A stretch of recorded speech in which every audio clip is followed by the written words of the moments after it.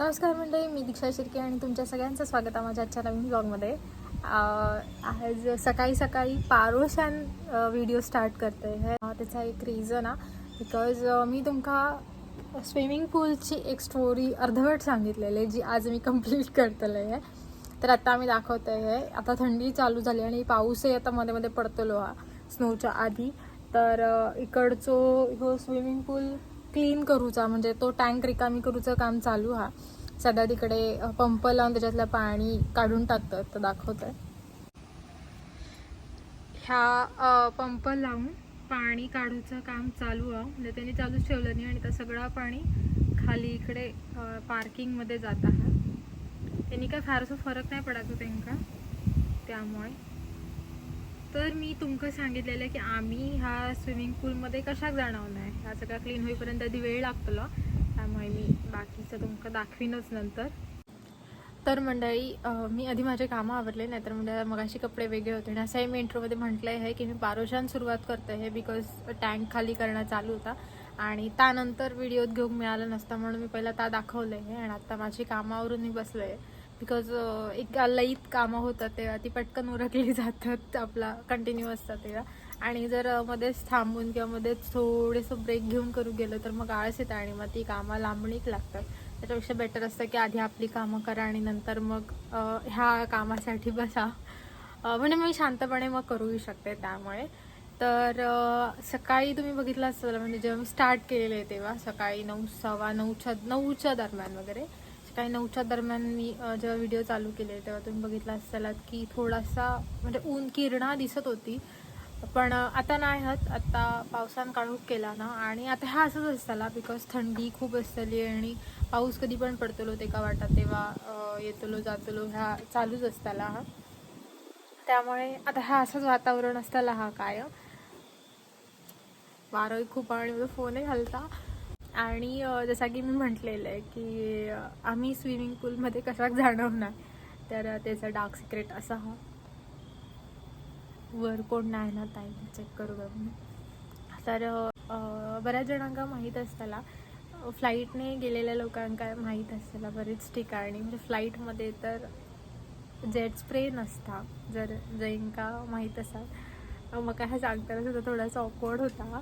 तर इकडे जास्त तर टिश्यू वापरले जातात. इकडे कोणत्याच वॉशरूममध्ये टॉयलेटमध्ये तुमका जेट स्प्रे मिळायचं नाही. तर ह्या सगळ्यात मोठा रिझन आहे हायजीनच्या दृष्टीने की असा पब्लिक प्लेसमध्ये असा स्विमिंग टँकमध्ये जाणं वगैरे त्या सगळ्यांबरोबर तर हायजीनच्या दृष्टीने थोडासा वाईट आहे. पण काही करू शकत नाही. ह्या लोकांना सवय, ह्या लोकांना जेट स्प्रेची सवय नाही. ह्या लोक अजूनही टिश्यू वापरतात. पण हा बऱ्याच ठिकाणी असं हा की आपण आपल्या खर्चाने लावून घेऊ शकतो. असं की आम्ही पण आमचं इंडियन जुगाड करून घेतलेलो हा. पण तो खर्च आपलो असता. तो ह्या लोकांकडनं मिळणार नाही. म्हणजे ज्यांची ही प्रॉपर्टी आहे त्यांच्याकडनं मिळणार नाही. तर आपल्या पण करूचा लागतं.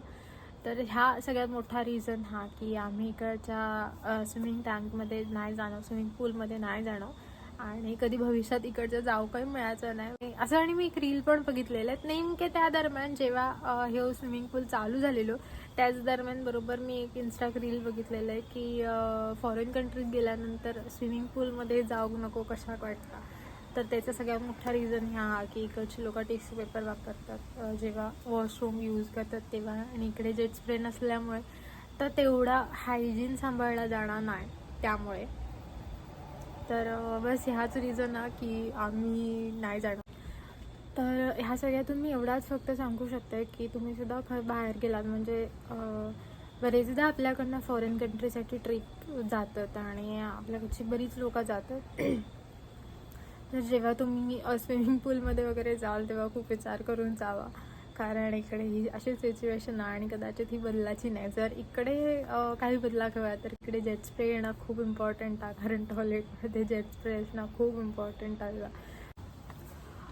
तर आता खरं सांगा सुचत नाही कारण टॉयलेट जेट स्प्रे आणि टिश्यू पेपर याच्यावर काय बोलायचा. पण ह्या बोललेलं आहे की मी स्विमिंग पूलचं एक डार्क सिक्रेट सांगेन म्हणून मी आज ही गोष्ट तुमच्यावर शेअर केलं आहे. आणि सिरियसली आज माझ्याकडे काहीच टॉपिक नव्हतं की आज मी कशाबद्दल बोलू. कारण प्रत्येक दिवशी एक खरंच चॅलेंज असता. मी खरंच म्हणजे त्या लोकांका हॅट्स ऑफ की जी लोक रोज जी डेली व्लॉगिंग करतात आणि बऱ्याच लोकांकडे काही ना काही टॉपिक असतात आणि ती लोक टॉपिक हे कैना आणतात मला खरंच नाही कळता.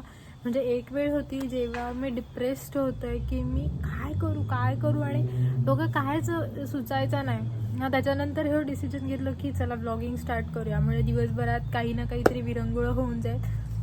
म्हाका जा बोलायचा हा ता मी करू शकते असा म्हाका वाटलेला, त्यामुळे मी हे व्लॉगिंग स्टार्ट केलं आहे. बट सिरियसली हा खूप चॅलेंजिंग आहे, हे वाटतं तितक्या सोप्या नाही हा. तर आता ह्याच्याबद्दल तर आणखीन मी काही नाही बोलू शकणार आहे कारण बस आजच्या पुरता एवढाच. बिकॉज मी जो टॉपिक घेतला त्याच्यावर खूप काही नाही बोलू शकणार, कारण हायजीन ह्या सांभाळणं ही ज्याची त्याची जबाबदारी ह्या ज्यांनी त्यांनी त्यावर विचार करू हवं. अर्थात ह्या माहीत नाही ती लोक कितपत सांभाळतात, पण जर आपल्याला माहीत आहे त्याच्यानंतर आपण कशा विषयाची परीक्षा घ्या म्हणून आपण त्या काही गोष्टींपासून लांब राहिलेल्याच बऱ्या असतात. तर आता मी इकडेच थांबते बिकॉज आमच्याकडे गेस्ट पण येऊचे आहेत, त्यामुळे आजच्या पुरता एवढाच. भेटूया उद्याच्या ब्लॉगमध्ये, तोपर्यंत बाय बाय.